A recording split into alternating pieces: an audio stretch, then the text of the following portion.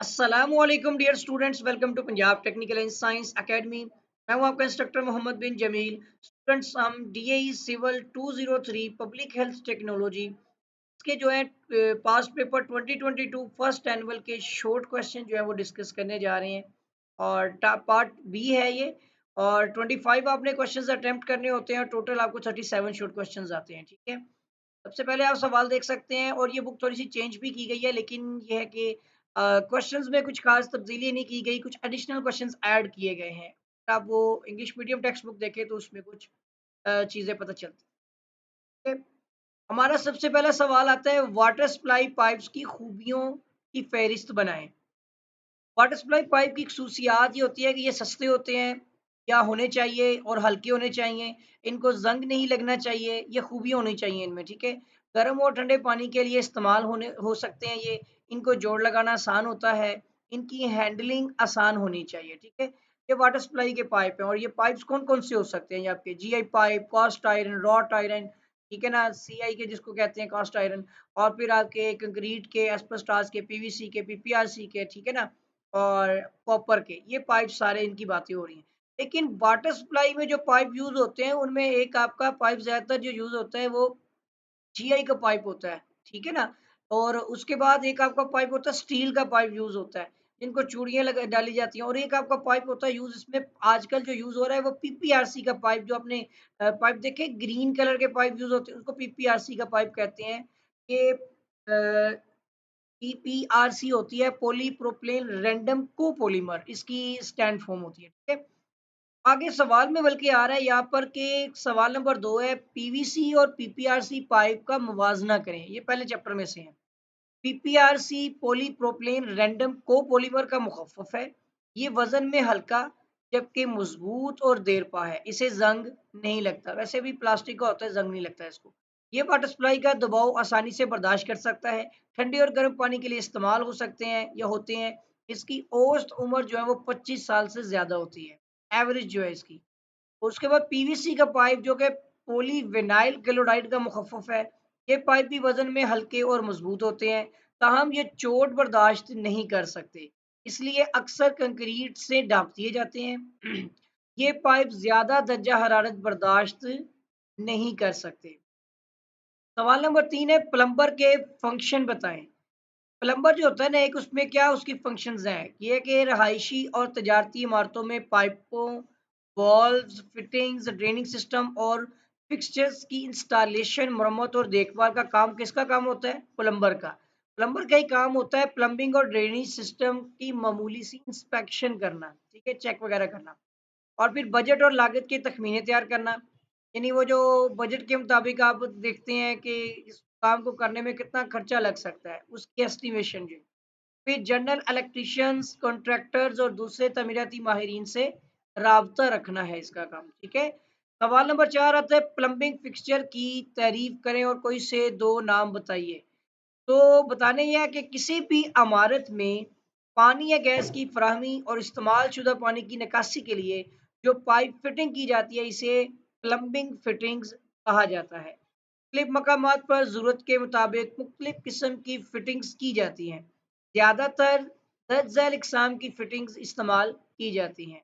अब उसमें देखें तो कौन-सी है? जीआई फिटिंग्स हैं, ठीक है?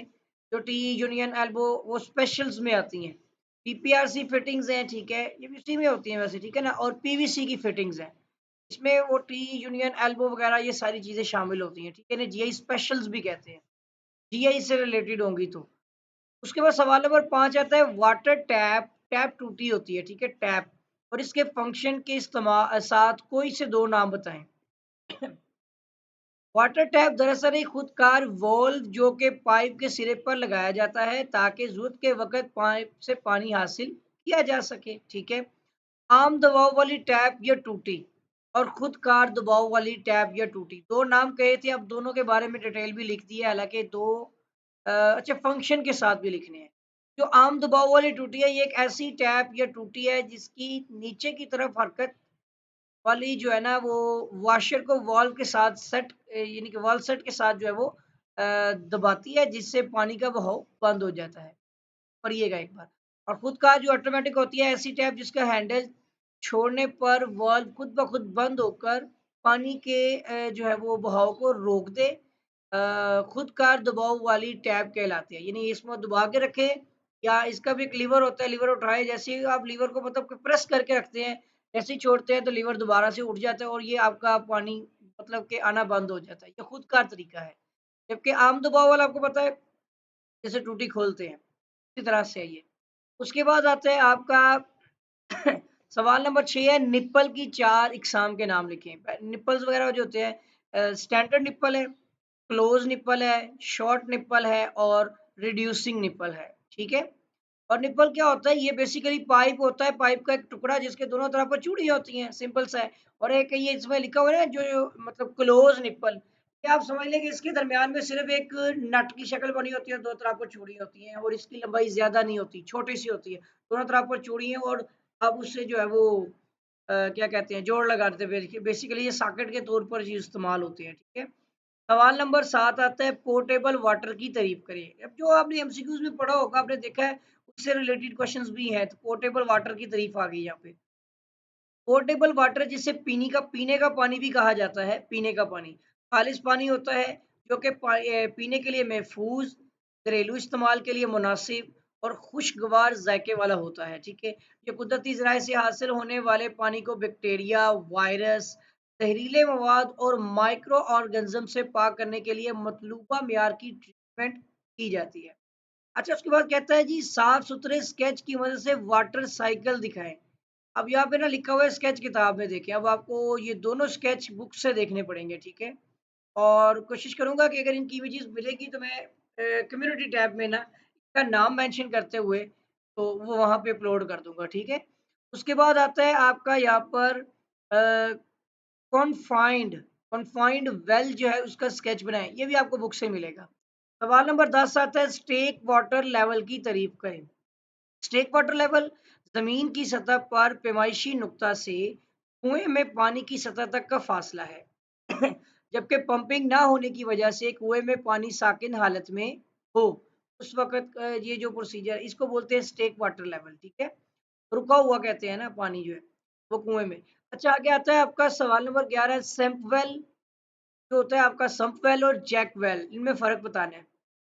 सम्प वेल को सिर्फ सम्प या सम्प पिट भी कहा जाता है, जबकि ये बेसमेंट के फर्श में पानी इकट्ठा करने के लिए बनाया गया एक सुराख है।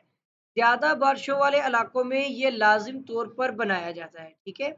और इनफिल्ट्रेशन गैलरी से पानी को एक बड़े कुएं में डाला जाता है और फिर वहां से पानी पंप के ज़रिए निकाला जाता है। सही हो गया? तो ये दोनों के बारे में बताया गया यहाँ पे। तो दोनों में सम्पवेल का तो हो गया, इन्फिल्ट्रेशन गैलरी से पानी को उसको जैकवेल कहा जाएगा। ठीक है। सवाल नंबर 12 है इनटेक के लिए जगह के इंतखाब के वक़्त कौन से निकात मद्देनज़र रखने चाहिए? अखराजात, पानी का मुस्तकिल ज़रिया, पानी का म्यार, जिसे पानी का वो म्यार को आप बोलेंगे क्वालिटी। उसके बाद मौका महल, जाए वक़ूह जो होता है आपका लोकेशन और फिर जालियाँ और फिर कंट्रोल करने के आलात, ठीक है? सवाल नंबर 13 आता है पाइपलाइन को टेस्ट करने के टेस्टों के नाम। इसमें ना एक तो हवा हवा वाला टेस्ट होता है, ये कि आप पाइपों के सारे सिरे बंद करके एक सिरे से हवा एंटर करते हैं और अगर कहीं से लीकेज हो तो वहाँ से हवा निकलेगी, निकलती हुई खारिज होती हुई नज़र आएगी। ये इनके पाइप को टेस्ट करते हैं इस तरह से पाइपलाइन को। फिर रंगीन पानी वाला टेस्ट भी होता है, आप कलर वाला एक पीनी रेड कलर का पानी बनाकर आप उसमें पाइप में प्रेशर के साथ दाखिल करें और बाकी सारे सिरे बंद कर दें, तो कहीं ना कहीं से लीकेज जो हुई होगी पता लग जाएगा। इसी तरह हाइड्रोलिक टेस्ट है, सूंघने वाला टेस्ट है और धुएं वाला टेस्ट है, ठीक है, स्मोक टेस्ट कहते हैं इसको। अच्छा, आगे एक सवाल ये भी इम्पोर्टेंट क्वेश्चन आता है, कैप्टा की वजाहत करें। कैप्टा कैप्टा एक लतीनी लफ्ज है जिसका मतलब है बाय हेड, पर कैप्टा इसका मतलब होता है फीकस औसत, यानी किसी एक खास एरिया मुल्क के तमाम अशखास की औसत नंबर को जाहिर करता है। फी कैप्टा पर कैप्टा यानी पर परसेंट के हिसाब से, यानी फी इकाई यूनिट है ये। इसी तरह सवाल नंबर 15 जो 15 है पानी की पीएच वैल्यू कैसे मालूम करते हैं? पीएच वैल्यू दर्ज झैल तरीकों से मालूम की जाती है। एक तो इलेक्ट्रोमेट्रिक मेथड होता है और एक रंगों का तरीका। रंगों का पता है आपको कि आप जो है वो पेपर होता है क्या बोलते हैं उसको, पीएच पेपर ही होता है, उसके ज़रिए से आप इसका स्केल देखते हैं। जैसे वो कलर चेंज करता है तो उसके कलर्स की ये भी एक रेशो होती है, डार्क और लाइट, डार्क और इसके फिर और कलर के रंग होते हैं, से आप देखते हैं, ठीक है? तो पहले तो इलेक्ट्रोमेट्रिक मेथड होता है, इस तरीके में ये आप देख सकते हैं कि हाइड्रोजन पे पॉजिटिव आयन से निकलने वाले इलेक्ट्रिकल प्रेशर को मालूम करने के लिए पोटेंशियोमीटर जो होता है ना आपका पोटेंशियोमीटर, ये इस्तेमाल होता है लेबोरेटरी में मौजूद रेटिंग टेबल से। रेटिंग टेबल तो आपको पता है कि पीएच वैल्यू का एक रेटिंग टेबल होता है, ठीक है? 0 से 7 की तरफ पता नहीं पॉजिटिव और फिर नेगेटिव की तरफ भी जाता है। कुछ ऐसे स्केल है, मेरे ज़हन में नहीं है ये चीज़ें, तो ये यूज़ होता है, ठीक है? इसी तरह रंगों का तरीका है जिसमें इस तरीके में पानी में कुछ केमिकल शामिल किए जाते हैं, ठीक है ना? जो कि इसके रंग को तब्दील कर देते हैं और इस रंग का मियारी रंगों से मुवाज़ना करके अच्छा ठीक है, इसमें केमिकल के इस्तेमाल से वो चेक कर रहा है और रंग की बेस पर फिर वो आप पीएच की वैल्यू जो है वो मालूम कर लेते हैं। सवाल नंबर 16 है 16 स्पाइरल फ्लो सेडिमेंटेशन टैंक का स्केच बनाएं, ये भी बुक से मिलेगा। अब 3 हो गए हैं बुक वाले सवाल, तो इंशाल्लाह देखता हूँ। होपर टैंक में डिफ्लेक्टर बॉक्स का फंक्शन तहरीर करें, ठीक है? तो होपर टैंक के नीचे से होपर की शक्ल में बनाया जाता है। इस तरह के टैंक में बहाव अमूदी होता है। इसका फंक्शन क्या है? बहाव अमूदी होता है और पानी इनलेट के ज़रिए से दाखिल होता है जिसे डिफ्लेक्टर बॉक्स अमूदी तौर पर नीचे की तरफ फैला देता है। ये फंक्शन है होपर टैंक में। डिफ्लेक्टर का जो फंक्शन है वो बताया जा रहा है। सवाल नंबर 18 है सेडिमेंटेशन और ज़ोन और स्लज ज़ोन में फ़र्क। सेडिमेंटेशन ज़ोन सेटलिंग टैंक का मरकज़ी हिस्सा होता है, सेटलिंग टैंक का। इसमें पानी की रफ़्तार कम से कम होती है, ताकि पानी में मौजूद कसावतें पानी से अलग हो सकें, ठीक है? और जबकि जो आपका स्लज ज़ोन है, वो टैंक के पैंदे में पानी से अलग होने वाली कसावतों को जमा करने के लिए जगह मुख्तस होती है। इसे स्लज ज़ोन कहा जाता है, जो कि अमूमन 40 से 60 सेंटीमीटर गहरी होती है, ठीक है? 45 टू 60 सम, ठीक है? इतने सेंटीमीटर गहरी होती है। सवाल नंबर 18 है कोआगुलेशन की इकसाम के नाम। में ना कोआगुलेशन में बेसिकली हम केमिकल शामिल करते हैं। तो एल्यूमीनियम सल्फेट या फिर आप क्लोरीनेटेड कॉपरस या फेरिस सल्फेट या मैग्नीशियम जो होता है आपका कार्बोनेट और सोडियम कार्बोनेट एल्यूमिनेट है सॉरी और पॉली इलेक्ट्रोलाइट्स, इनके ये तरीकों से आप ये एग्जाम है कोआगुलेशन की कि आप इनमें से कोई एक केमिकल इस्तेमाल कर रहे होते हैं। फिर उसके बाद आता है आपका सवाल नंबर क्वेश्चन 20 है फालतू कैलोरीन को बयान करें। ये आपकी फालतू कैलोरीन भी होती है और फ्री कैलोरीन भी होती है, कुछ ऐसा लफ्ज होता है इसका। खालिश पानी में कैलोरीन की जरूरत नहीं होती। अगर ऐसे पानी में कैलोरीन शामिल की जाए तो इसे फालतू कैलोरीन जो है वो कहा जाता है। सवाल नंबर यानी क्वेश्चन 21 आता है पानी को नरम करने की तारीफ करें। एक मिनट रुकिएगा जरा, क्या मैं क्या सी ना प्रैक्टिकल वाली तो नहीं है, इस की भी इधर ही है, पता नहीं है। फालतू कैलोरीन को बयान करें। खालिश पानी में कैलोरीन की जरूरत नहीं होती। अगर ऐसे पानी में कैलोरीन शामिल की जाए तो इसे फालतू कैलोरीन कहा जाता है, ठीक है? अच्छा सवाल नंबर 21 आता है पानी को नरम करने की तारीफ करें और इसकी अहमियत बताएं। पानी से सख्तपन का खात्मा वाटर सॉफ्टनिंग कहलाता है, ठीक है? नरमपन यानी इसमें पानी इसमें पानी में हलशुदा जो नमकियात होती है उनको अलग किया जाता है। की वजह से पानी में सख्तपन मौजूद होता है। सख्तपन को दूर करना ज़रूरी होता है क्योंकि ये खुराक को बेज़ायका बना देता है।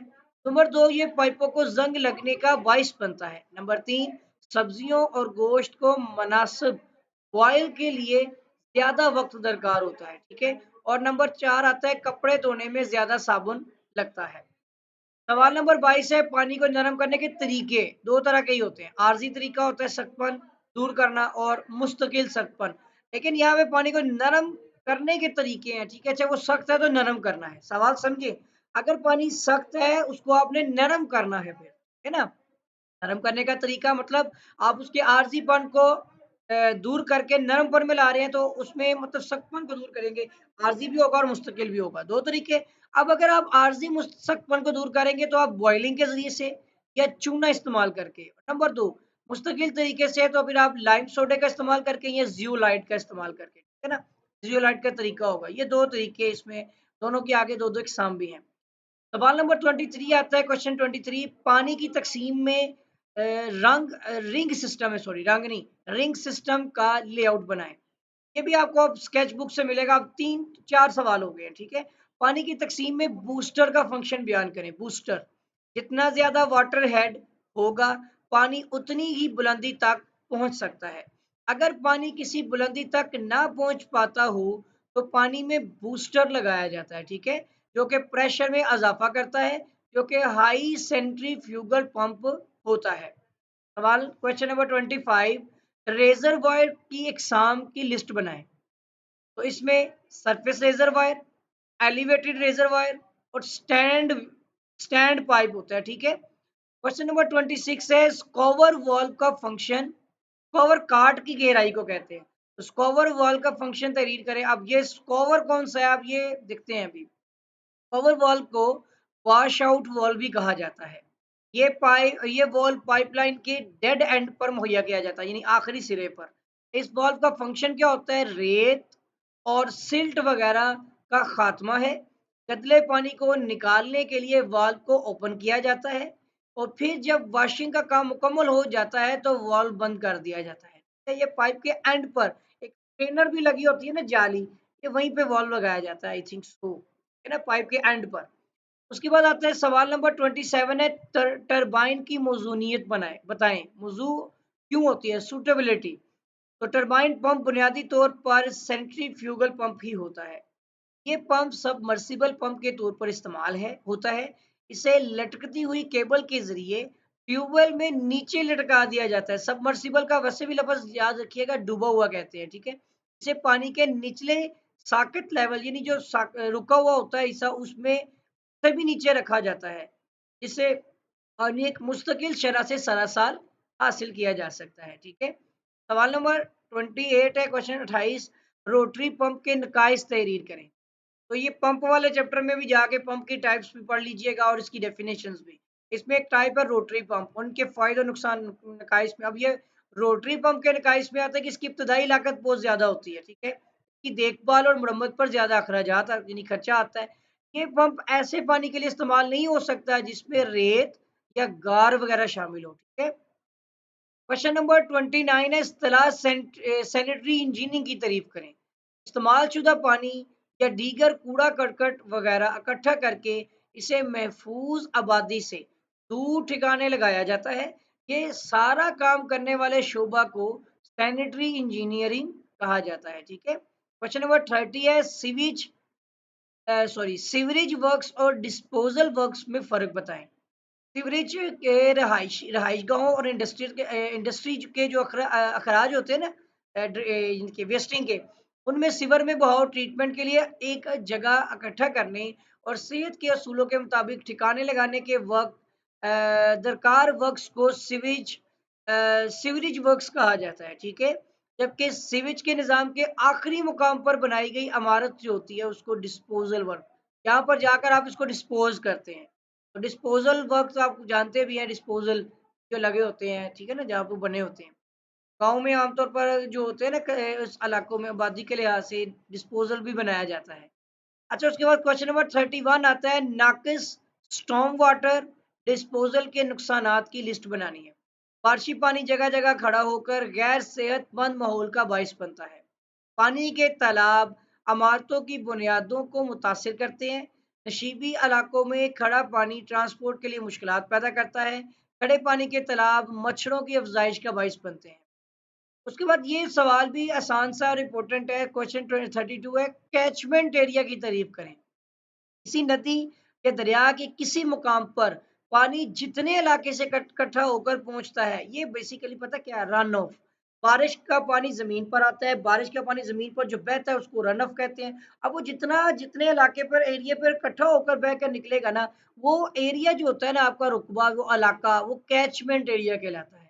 और पानी का वो जो बहाव होता है जो बह कर निकलता है उसको रन ऑफ कहते हैं। उसके बाद ये यहाँ पर न्यूमेरिकल है, क्वेश्चन 33 अगर एरिया आपके पास 60 लिखा हुआ है ठीक है, एकर्स और रेडियस है आपका 2 इंच। फी घंटे के हिसाब से पता नहीं ये क्या वो डिस्चार्ज लिखा होगा स्टॉर्म सीवेज क्यूमिक्स में मालूम करना है आपने 0.31 इक्वल टू और 1 घंटा है आपके पास। और वल्लाहु आलम क्या किया हुआ है इसने। एकर्स लिखा हुआ है ठीक है। आई आपके पास कोई कांस्टेंट है इसका ठीक है ना, वो 0.34 है। और आर आपके पास जो है वो हाँ ठीक है 2 इंचेस पर आवर्स ही है इसका घंटों के हिसाब से। और डिस्चार्ज का आपका ए आई आर का फार्मूला है, बस देख ले तीनों वैल्यूज मौजूद है, मल्टीप्लाई करना है तीनों को और आंसर आ जाएगा। ये फार्मूला याद करना पड़ेगा आपको ठीक है। सवाल नंबर जो है क्वेश्चन 34 ये सीवर में से आ गया है। सीवर पाइप की जो एग्जाम होती है ना, हाउस ड्रेनेज सिस्टम के वो लास्ट वाले चैप्टर्स हैं उसमें से है। हाउस ड्रेनेज सिस्टम के 10,000 हिस्से होते हैं। एक घरेलू सीवर, घरेलू ड्रेन ड्रेन होती है, सॉइल स्टेक और वेस्ट टेक, ये चार तरह की होती है। सवाल नंबर नेक्स्ट आपका 35 आता है। सीवर पाइप लगाए जाने वाले जोड़ों के नाम है ना। एक होता है आपका फ्लेक्सिबल लचकदार जोड़, कॉलर वाला जोड़, चूड़ीदार जोड़ जिसे स्क्रूड कहते हैं, और फैले हुए वाले जोड़ यानी कि एक्सपेंशन जॉइंट, और फ्लेंज जॉइंट होते हैं, स्पाइगोट जॉइंट होते हैं और सॉकेट वाले जोड़ होते हैं ठीक है। और सवाल 36 सेकंड लास्ट क्वेश्चन है। सिवर लाइन की अलाइनमेंट की चार मुवाफिक अवामिल के नाम। इसमें चार मुवाफिक अवामिल जो होते हैं यहाँ पे देखिए, दो मेन होलों के दरमियान सिवर पाइपों का मुआयना करने के लिए लैंप होल की तमीर। इस मकसद के लिए एक बरकी लैंप इसमें गुजार कर सिवर पाइप तक लटकाया जाता है। इस तरह अगर साथ वाले मैन होल में रोशनी जाहिर हो जाए तो सिवर लाइन में रुकावट की मौजूदगी नहीं होगी। मतलब आप देखिए आपने दोनों के दरमियान में लैंप, अब आप लैंप दरमियान वाले जो आपने बनाया ना लैंप होल, उसमें आप किसी तार के जैसे लैंप लेकर जाएं और इसकी रोशनी अगर दोनों तरफ पर नजर आ रही है तो इसका मतलब इसमें कोई ब्लॉकेज नहीं है। एक तरीका होता है। दूसरा कहता है लैंप होल में से पानी की काफी मिकदार अगर ये रुकावट दूर करने के लिए भी इस्तेमाल होता है, यानी कि क्या लिखा है, लैंप होल में से पानी की काफी मिकदार अगर सॉरी मिकदार गिरा कर। अब देखिए लैंप होल दरमियान में बनाया जाता है, दोनों तरफ पर तो लैंप होल में आप पानी गिराते हैं वाफर मिकदार में, इससे दोनों तरफ पर या एक तरफ जहां पे पानी प्रेशर के साथ जाएगा तो अगर कोई ब्लॉकेज भी होगी तो रुकावट दूर हो जाएगी। ये कह रहा था ठीक है। चार है इसमें तो तीन लिखे हुए हैं, अब चौथा भी आपको बुक में देखना पड़ेगा, कोई चार जितनी रिक्वायरमेंट हो पूरी करनी चाहिए। लैंप होल के ऊपर सुराखदार ढक्कन इस्तेमाल करके सीवर पाइप में ताज़ा हवा का दाखिला भी मुमकिन बनाया जा सकता है ठीक है। लास्ट क्वेश्चन आता है, सीवर आउटलेट की तारीफ करें। आउटलेट का पता ना आपको, अखराज का जो है। सीवरेज स्कीम के इख्तिताम पर घरेलू और इंडस्ट्रियल सीवेज को मुनासिब सफाई के बाद और बारिशी पानी को बराह रास्त किसी दरिया, झील या समुद्र में डाल दिया जाता है। पानी में गिराने से पहले सीवेज को कंट्रोल करने के लिए किया जाने वाला बंदोबस्त जो होता है उसे सीवर का आउटलेट कहा जाता है। तो काफी लंबा टॉपिक होगा, उम्मीद करता हूँ कि आपको क्वेश्चन समझ आए होंगे। कुछ ये कुछ समझने वाले थे, आसान क्वेश्चंस थे। एक बार रीड करें और अपनी वर्डिंग में एक्सप्लेन करने की कोशिश करें ठीक है? उम्मीद करता हूँ कि आप इसको अच्छी तरह से तैयार करेंगे, और अगर आपने अभी तक मेरे चैनल को सब्सक्राइब नहीं किया तो चैनल को सब्सक्राइब भी कर लें, साथ ही बेल आइकन पर क्लिक भी कर दें, वीडियो को लाइक करें, शेयर करें। कोई भी क्वेश्चन क्यूरी वगैरह हो तो कमेंट कीजिएगा। आपके साथ भी मुलाकात होगी, दुआओं में याद रखिएगा। अल्लाह हाफिज।